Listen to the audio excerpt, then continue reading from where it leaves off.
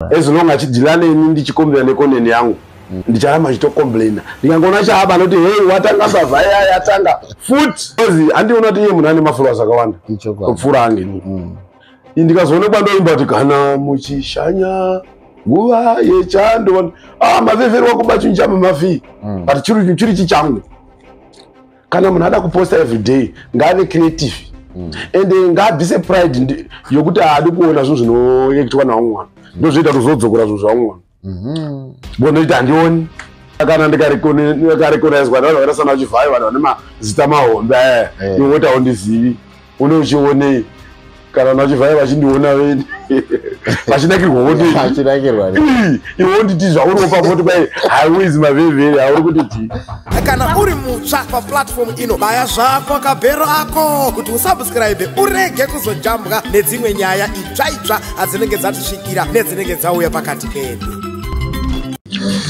Ndinokwasai mose muri yeZimbabwe vari kutiona pachivhitivhiti chemasaisai kana kuti painternet makasununguka kulaika, kusubscribe nekushare mapost ose atinoona.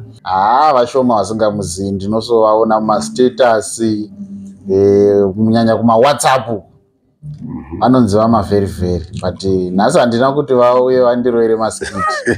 Ndine kanyaya kandiri kuona kachitendera musocial media saka zvinhu zvokuti isusu kunashe tinenge tichida kuti tinzwe kuti chii chiri kunyanya kuitika especially kune varidzi venyaya. Saka kana kari kekutanga kusvika pano baya button rakanzi subscribe woshare kuitira kuti usazombopotse zvese zvinopisa zvatinokanda panapa. Makadi yenyu chibaba muri seseko kunashe studio. Aiwa isusu tinofara. Zita renyu rekuberekwa ndo rinenge rakatikoshera nhasi rekuti vamavherivheri ndo vanoziva rakawanda vanoriziva. Alright, zita rekuberekwa ndoitwa Wilson Masakadzi. Alright, mukoma Wilson Masakadzi. Ndine nyaya tiri kuona especially for the past 3-4 days muri kuchema nyaya yakabuditswa paH Metro ichiaccusa vamwe vanoita zvekuacta kana kuti madrama vanoshandisa zita rekuti mamavi muchiti makavabira vakakubirai content yenyu mairakidza kushungurudzika chaizvo. Hamuna kumirira ipapapa vaH Metro vapedza kubuditsa nyaya iyoyo imi mazitobudawo it's a video I think yakuti zuva ranhasi muchirakidza kugunun'una muchirakidza zviri pakati pemwoyo penyu kuti hama dzangu zvinhu chinhu changu chiri kutobiwa ndakatarisa. Saka ndati muuye pamberi pedu munatso kuti jekesera kuti chii chiri kunatso kuitika. Ndokutendera nemukana wamandipa kuti nditaure maonero angu uye kana munhu akada problem ukashana wamwana ari kuurayi because ivhidhiyo rangu rokuti kana muchishanya nguva yechando shanyai namachira. Handina kwandakanzwa kana kwakada kumbirwa zvinhu zvakaita saizvo. I am the one wakacreata chinhu checho 2023 muna July ndo vandauploada. After that ndakatanga enda kumashow semunhu anozikanwa ndikadaidzwa kubirthday kumachurches vanondana kumandufu dzevanhu vari popular ndikapuwa mukana kuti comedian pinda pastage ndoaitota ndo yava intro yangu kutanga kuimba kana muchishanya nguva yechando sechinhu changu chandakacreata. So indakazwa namafanzi akufona mavhevheri ndakupeji kwamamavi skiti yako ndiwomupa authority skiti ipi ndandozvionera ndavandamai ndosvika ndona vhidhiyo rangu riyariya ndovandazamawo kuti vanhu ndakazoona ndakubatwa nevanhu vakasiyana vamwe vaikwanisa kuti vangandotaura naye because inini handina kukwanisa kutaura naye because ndandine maromance eustubborn hwake unhu hwake wokuti is so pride. Kuda munhu anofunga kuti zvaari kuita zvinamboitwa naumwana zvokuekita kana kupfeka dress. Kune vanhu vakatopfeka madress kumasure uku vachitopisa and indo ndinogutsika nekaita yange kupfeka nhumbi dzechirume and anamublame pakupfeka dress. Ikaita yakagadzira zvokutoti iye muno mamutare munomu pana vanhu vari kuda kuzama kusumuka vachiekita vakapfeka madress vakafana nomwana unonzi mai munya. Pane mwana akazwa kunana masvingo kwai mai nyengi mo vandopfeka madress hatoti kana kuvaona una chiti vanhu vari kuda kutedzera pattern rangu and ari right papo mamavi. Saka ndakati yazve zvaasingadi vanhu vanotopfeka madress why achidawo kutora zvisi zvake. Munhu wanda achirespecta paage mwana mudiki kwandiri. Alright. But he's so stubborn to the extent yokutoda kudhila neni. Pai maveve echida kudhila naye. Alright. Saka mhosva yangu ndeyekuti chinhu ndechange ichi. Kubiro kunongorwadza because content uchichaigadzira unotora nguva refu uchinyora pamwe umbodzima kuti hazvinatsobuda wozogutsikana kuti charega ndichiisa kuvanhu. Then munhu wangotora for granted wakutotora kuti angoactor. Ende unoshoko rakanyanya kundokwadza ndekuti muizi maveri veri. Afana nayo akatanga kuzoekita tatova muchiindastry chikudhara. Tatitamba mavhidhiyo akatopisa ana munamato wesadza. And just like vakata asana Chiwa aitonditi andona mutauni mukoma todawo actor unini. Indidi asingatobatiki zokumhanya. Nyangwe zvi handina kana kukona nawo kana kudini kutoshawa nguva ndo actor nawo. But vatoti mukoma uya kuti actor. I appreciate that ndiri pandiri. So kana after kundibira wakuda kundidzikisa kuti who is maveri veri. Asizo. Saka ini ndaida kuti sema artist kuti ti promote nyaya yekucreata zvinhu zvinyowani. Munhu ngamire chinhu chake. Ndo chinhu chandachema kwaari.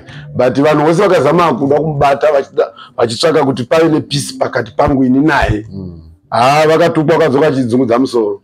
But up to now handina hangu godo naye, handimuvengi, takangotarisa kuti chadhila neniwo sei. But hazvasi kutaura kwamaita mufoni mako mamavhizio izvi mutori nemunhu wakwanisa pastatus. Hazisi kufungidzira ndichiri kupa status ndadii. Ichokwadi vanhu vanondiona hazvina kutodini. Iye ungazoti handizivi nokudini kwakwe.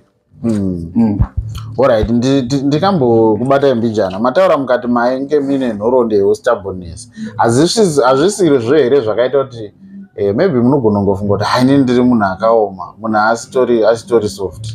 Umbowo hwacho munawo. Umbowo stubbornness uripo. Vanhu vatora ravandi vese hapana kutodini. Imaka kuti tichitika nawo chitaura isati dairi nyaya dzevanhu. Dei kuti kunonzi uchitaura vanhu vachitaura uchirekodha. Hapana kuti uyu. Vose vanochema naye nyange stubborn wake vanotochema nawo. Ende havakwanisi kana kutomutsiura kana kumuudza chinhu. Very incorrigible. Hana ningi. Mako watokoko nyangwe izvi makama zvavo zvemaraizi izvi. Akatovharisiwa mutauri marare munze nekutotuka zvivaridze mabuilding. Autotoka mambo kuti ute zvimaraizi zvako nemhaka yeustubborn. Swallow your pride. Tazoona pavidhiyo ramaposta. Ndazoona kunge makupinda hard. Hamusi makupinda hard. Kurwadziwa here. Ndakarwadziwa because hana kuappreciate. Ndakatora nguva njigadza. Inini ndakasiya ma-content creators anoposta every day. Handiposti every day. But wangoti kwaposta every day zvinoboosta ma-followers anowanda nema-views. But inini kana ndikacreata chinhu ndikasagutsikana nacho handiposti. Ndokwanisa kutora mazuva zina posta. Ndazoposta ndatora that long. Munhu wakutobuda vakutoita sekwaya kutounganidzana. Kunakirwa kusvika pakuunganidzana kuita kwaya nechinhu changu. Without my approval kachichi. Saka pangoma very chamukuda kubva kuna mamavi credit chete kana kuti makutoda zvimwe zvakapfuura ipapo. Inini semunhu Mwari ndinomutadzira sindomuziva. Uye ukaona mwana kana nyangwe uchitorera vana vakangova nekawo kapisi kokuziva kuti Mwari ariko uye ada kukudzwa. Kana kutibetsera kuzvininipisa. Kana kutibetsera kuswala pride yokuti usangozvikudza nepanoda kuapologiza nepanoda kuacknowledge. Saka zvikatonzi shuwa akangobvumawo kuti shuwa handisiri neorigin akatanga content iyo that skit maatogutsikana. Ndina togutsikana chete kuti waacknowledge kuti this is product yamaveri. Yes, ndozvinhu zvandaingoda kwaari kuti vakomana chinhu ndechangu zvechi. Sevanhu vemamutare, sevanhu vemumanikaland. Shuwa ndinoona kunge kuzoti vanhu vachidzobana kana kutsakadaza tinofanira kusimudzirana. Saka yes, tofanira kusimudzirana, tofanira kusapota one another. Ini nonga nhoroondo yangu munaye handina munhu ndakambonetsana naye kana kusiyachitukane munhu pasocial media handiti izvozvo. But ndaida kuti mufana uyu arespect nditori mukoma wake paage. Sati aenda kumabasa. Kumabasa handingwanikombei nemunhu wopfeka dress. Ini katopfeka dress kana ndikada toripfeka dress iyoyo totochimhanya. But chimwe chinoti limit apa because for your information varuzhinji rwedu isusu takuda zvinhu zvisina hunhu. Saka chimwe chitoti limit yangu pakuita masikisa iri mhaka yechechi. Nokuti ichi ndikazodaiwo semunhu anoendawo kuchechi anonamatawo zvimwe zvezvi. But kada kuti ufukura nguo tichipfeka madress munokwanisa zinoti iyazve kuzvatachite vanoekita ava totozvigona but tinoti limita kuziva Mwari nounhu unenge uchingotiti izvi haisiyo character inodawo pane kakuzva Mwari kana uzonoti limita pakuita zvedu. Alright. Tichiri panyaya dzemadress saka imi hamusimbisi basa rekuti munhu anonga akapfeka dress hamuzvifariri? Handipete handizvifariri. Ndaitomuti munhu wakauya akacreata nzira yake ega yekuita maskisi. Ndotomfollowa ndichitoonawo zvaanoita although isingasi character yangu. Wangaita zvinhu zvakwe zvakanaka. Saka zvaanga agadzira character yakwe isu tikagadzira macharacter edu ngaasasvika achitora uye ngasatora advantage yekuti handozikanwa stereki saka vanozoti ndiani wabira umwe pakati pouyu. Nyange mune ng'ombe wanokwanisa birwa neune 50. Kudziko imimi mune ng'ombe 50 mazoba ng'ombe 1 sei. Because kana akatoti who is iye story fun because hakuna munhu unobira munhu asingazivi. So who is Maveri? Ungati who is Maveri pakudikwa. Ndomubvunzo wakanyanya uye ndozvakanyanya kundikwadza kuti pari paya paakati mhapaya haunganditi who is Maveri pakudii. Bozi indogudzika nezvendeita ndikasongana nevanhu vanondimhorosa vakawanda ndafamba nyangwa ndaenda kunhamo kana kupi kupi vanhu vachitorwa nemafotos ake noti count ndichitoziva kuti vanhu vanondifarira. Saka vanoti who is Maveri ndinotodidini wati who is Maveri pakudii. Alright, ndichidzokera mubepa rakabuda muH Metro musi Friday ndinoisa mumakotsi pane pazviri kunzi Ivo allegedly vakazopindura reporter anga avabvunza vakamuti I will deal with the Maveri. Alright. Close quotes. Yes. Ukawa futi netalent ukashaya wisdom unoita problem. Wisdom inodiwa. Ninoita kuti usava nepride uzive zvekupindura munhu. Alright. Saka zvokutoda kudhila neni izvo hazvina nemhaka. As long achidhila neni ndichikombera nekoneni yangu ndicharamba chitocomplaina ndikangona chahaba noti hey watanga bavhaya yatanga futi. Because handiona kuti iye munhu ane mafollowers akawanda kupfuura angeni. Ndikazoonekwa ndoimba kuti kana muchishanya nguva yechando Maveri wakubachinja mamafi but chiri chichangu. Kana munhu ada kuposta every day ngave creative and ngaabvise pride yokuti haadi kuona zvinhu zvinoekitwa naumwe vanhu ndozvoita kuzodzokera zvinhu zvaumwe vanhu bonoita handioni zvandaitaura zvandambotaura pavhidhiyo yandaposta kuti nyange vanhu vandoshanda naye vachona vamwe hatovafollowi asi unachivadaidza chavashandisa vamwe vacho halike nyange zvavanoita relationship yacho chendingada kuti ndinoda kuva popular nemunhu wekuti uri kutochemwa naye nevanhu ndechei. Because inini waungati handizikanuka ukaona post yavachivhayo vakati uyu face uyu waane nguva achita masikisa kwanonakidza is a funny guy. Saka kana ndikarecognizwa navanhu vakaita sana vachivhayo vanhu vane mazita mahombe iwe woti haundizivi une uchionei kana vachivhayo vachindiona veni vachinakirwa kuti iwe unditi zvauriwo pamoti kwai who is Maveri hauri kutiti. Alright. Alright Maveri tichienda hedu kunopendera ndikuratidza kuti mimi mune chinhu chiri kukurwadzai pakadzikadzika pemwoyo wenyu because zvamukutaura munatsoratidza kuti zviri kubva pakati pemwoyo wenyu. Pane here karumu ngekuti munozoita reconciliation sevanhu vari muManicaland mozowirirana? Ini so far ndikatomuona but ndingatadza kuti ndimhorosa nditomhoresa handina kana shoko naye because handingoye kuti madrama chete ndine njere dzekuziva kunonzi kugara kuassociate akita sei.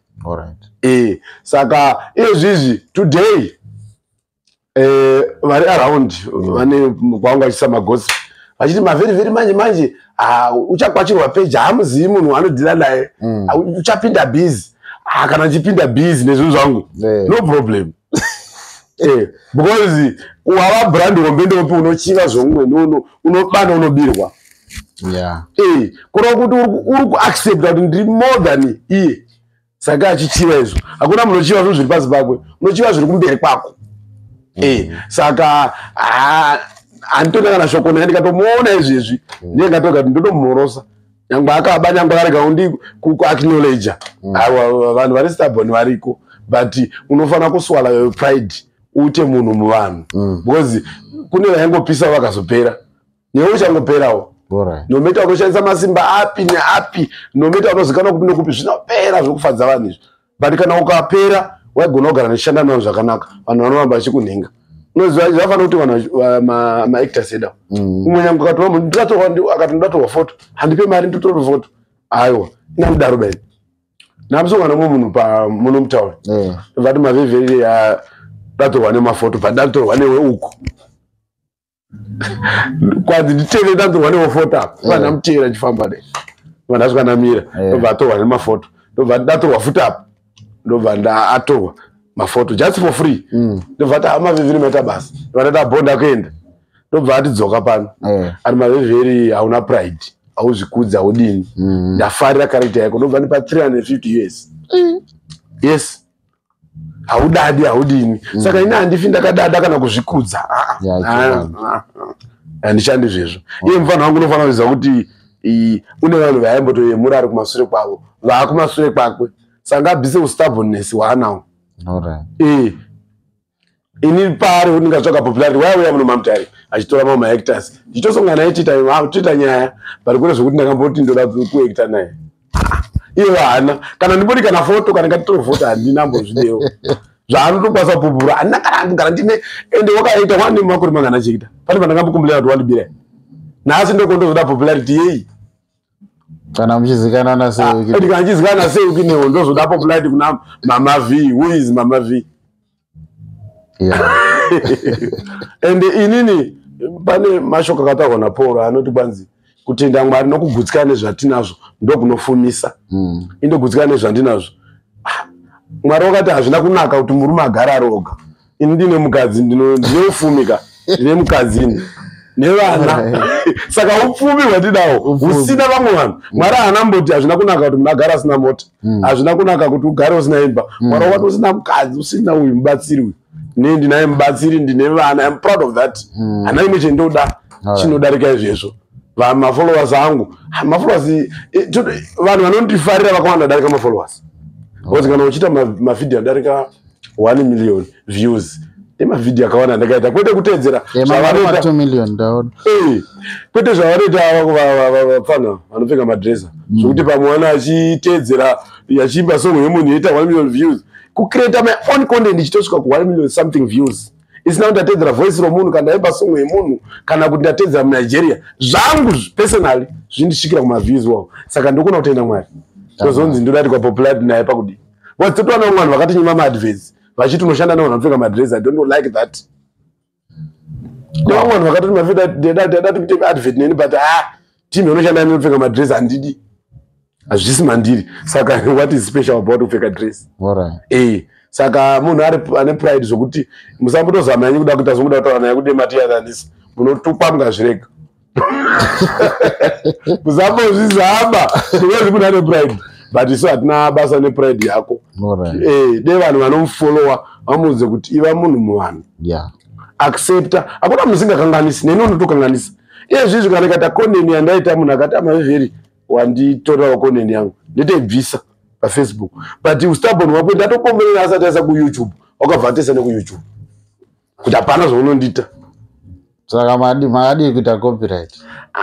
Ini ndasingadi kuenda that far because indofara hangu kungazoita nazvo zvakanaka. Saka kwamuri hamusitori far here hamusi matofa apa ndisandafa zvakanyanya because chandaita chekuti muone kuti kana chindi uyo is very very ari kunyepa 2 angasazisa mberi kwangu unozisa mberi kwangu kana amira kundibira sofa achikumashure because ndiye ari kundibira indiri busy kugadzira zvinhu zvangu iye achindibira saka hakuna anobira munhu uri kumashure zvinobirwa ndiori bei veve munasara zvoti hapana chamuri kutya pane zvamunotaura ine anometa uchadhila sei zvaanotaura zvezve handina basa nazvo tiri panyika one day uchasanganawo nazvo ndokuda kwaMwari.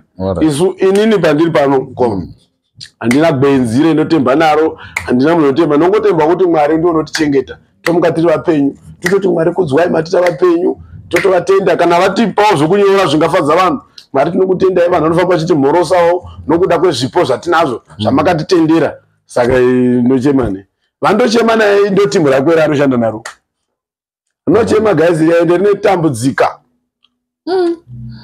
Alright, vanenge vachida kubata anokubata sei? Ma platforms. Amene yangu very official ndo Facebook page. That is kana isati yakwaturwa inokwanisa kunge yakanyangarika because vanhu vacho vari kundipa ma-threat uri kudhiyane munhu mukuru. YouTube very online. Kana ichiko ndiyo uri kushanda. Inokwanisa kunga kusina. Alright, thank you so much. Ndafara munhu ndasvikawo pano pasi penye. Marakiti nyasha. Kati kana vanhu asotisa nesudawo. Stress unokutozvibudisawo. Zvezvichibuda uchingotozitora kuti zvinowanikwa. Zvinowanikwa chati masvingwe. Saka aiwa ndafara. Thank you. Alright, thank you so